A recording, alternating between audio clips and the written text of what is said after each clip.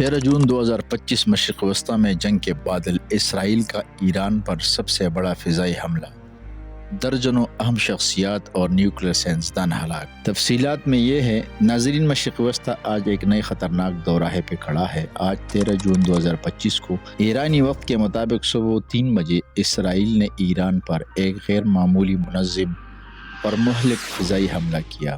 اس کارروائی کو operation rising line کا نام دیا گیا اور یہ اسرائیلی تاریخ کا سب سے بڑا اور جرأتمندانہ حملہ قرار دیا جا رہا ہے۔ اسرائیلی ایئر فورس کے 200 سے زائد جدید لڑاکا طیارے F-16I، F-15I اور F-35 اسٹیلتھ ٹیکنالوجی سے لیس ایران کے عسکری و جوہری تنصیبات پر بجلی بن کر ٹوٹ پڑے۔ یہ طیارے نہ صرف جدید ہتھیاروں سے لیس تھے بلکہ لانگ رینج میزائل اور الیکٹرانک وارفیئر سسٹمز کے ساتھ تہران، اصفہان، ہمدان اور کرمان کے حساس ترین مراکز پر حملہ آور ہوئے۔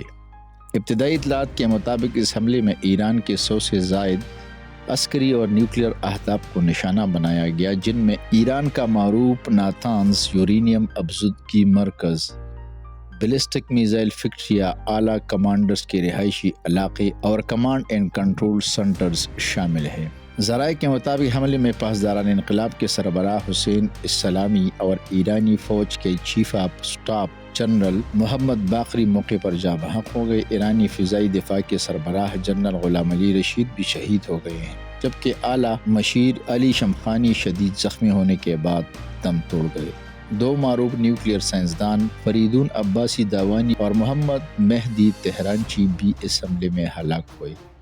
تہران کے شمالی علاقوں میں 50 سے زائد شہری بھی جاں بحق یا زخمی ہوئے، جن میں خواتین اور بچے شامل ہیں۔ ایرانی دفاعی نظام S-300 میزائل شیلڈ اور ناتانز پلانٹ کو شدید نقصان پہنچنے کی اطلاعات ہے۔ اسرائیل نے اس حملے کو ایران کے عسکری، کمانڈ اور نیوکلیئر پروگرام کے لیے ایک تباہ کن دھچکا قرار دیا ہے، لیکن سوال یہ ہے، اسرائیل اتنے بڑے پیمانے پر حملہ آخر کیسے کر پایا؟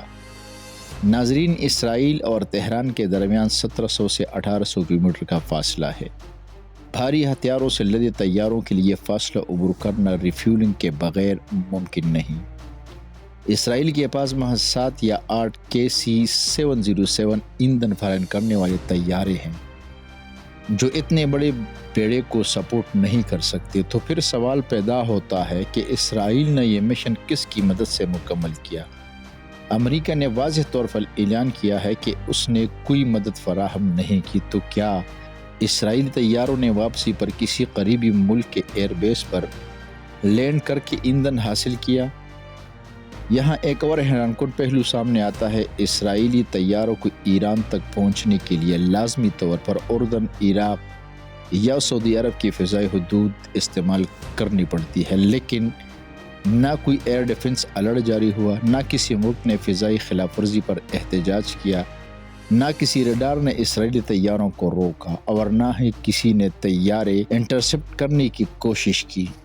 یہ خاموشی محض اتفاق نہیں ہے، یہ اس بات کا ثبوت ہے کہ مشرق وسطی کے کئی ممالک اس حملے میں یا تو پہلے سے شامل تھے یا خاموش حمایت فراہم کر رہے تھے۔ یہ ایک پہلے سے طے شدہ منصوبہ لگتا ہے، اسرائیل کا نہیں بلکہ پوری خطے کی ایک نئی اسٹریٹجک ترتیب کا آغاز۔ لیکن ناظرین، اس کہانی کا دوسرا رخ بھی ہے۔ اسرائیل کا یہ حملہ بظاہر ایک شاندار عسکری کامیابی کی طور پر پیش کیا جا رہا ہے، مگر یہ در حقیقت مشرق وسطی میں ایک بڑی طوفان کی آمد کا اعلان ہے۔ وہ ممالک جو آج خاموشی سے اسرائیل عزائم میں شامل ہے، کل اسی آگ میں جل سکتے ہیں۔ اور سب سے بڑا سوال، ایران کی جوابی کارروائی کیا ہوگی؟